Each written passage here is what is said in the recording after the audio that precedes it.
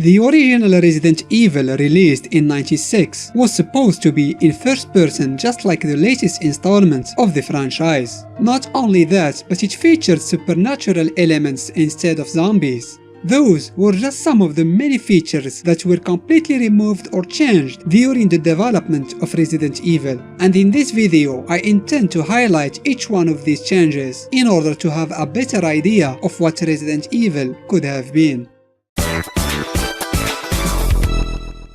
Capcom's most successful franchise began with a game that was an instant classic when it came out. Gamers never saw something like this before. Horror was limited to point-and-click games and to some action shooters with horror elements. Resident Evil defined the survival horror genre, but we can't talk about the origins of RE without mentioning its spiritual predecessor, Sweet Home. And the reason for that is that many of Resident Evil's most famous features could be found in that game. Elements like the limited item inventory, the door loading screens, the multiple protagonists with unique abilities, and the storytelling through notes. All of these mechanics started in Sweet Home. So it's no surprise to know that Resident Evil was meant to be an upgraded version of Sweet Home. But most importantly, it was supposed to be a Super Nintendo game, as stated by Koji Oda, who worked on the title back then. In an interview with Game Informer, the director revealed, "It's not that well known, but before Resident Evil went to the PlayStation, I was working on it for the Super Nintendo." This was back before the name Resident Evil had even been assigned to it. The codename for this was literally just Horror Game on the SNES. We were working with limited hard drive space, so it's not like we could dump a movie in there. If we had actually completed it on the SNES, I'm sure it would have been considerably different. In other words, if RE was released on Nintendo's console, we would never have its epic opening scene, and that would be a shame.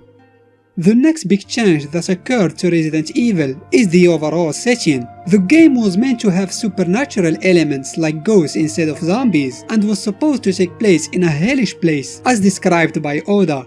One of these places is a haunted hotel directly inspired by the movie The Shining, which is not very surprising considering that, as mentioned before, RE was intended to be a successor of Sweet Home, and the supernatural was in the heart of this game.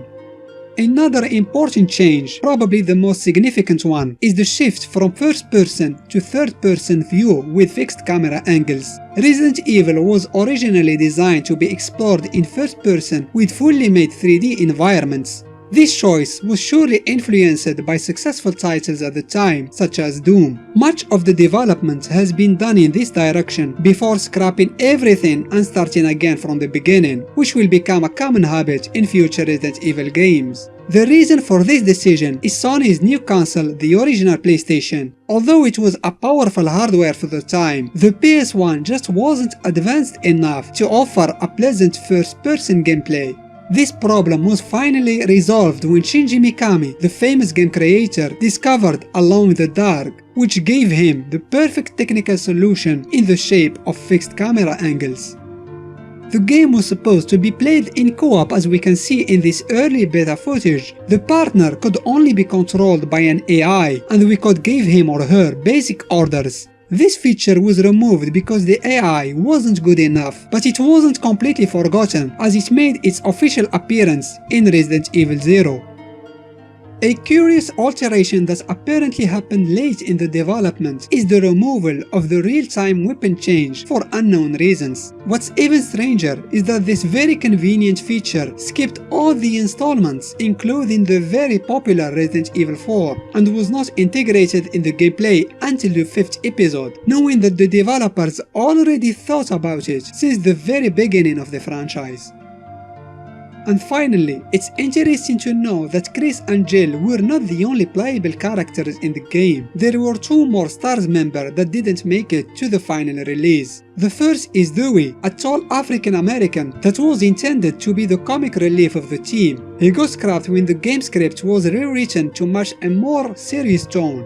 The second character is Gelzer, a half-man half-cyborg with an ocular implant replacing his missing right eye. Gelzer is a war veteran and the heavy weapon specialist of the team. He was supposed to hold the famous syringe trap to save the protagonist. When he was removed from the game along with Dewey, most of his character traits went to, you guessed it, Barry Burton.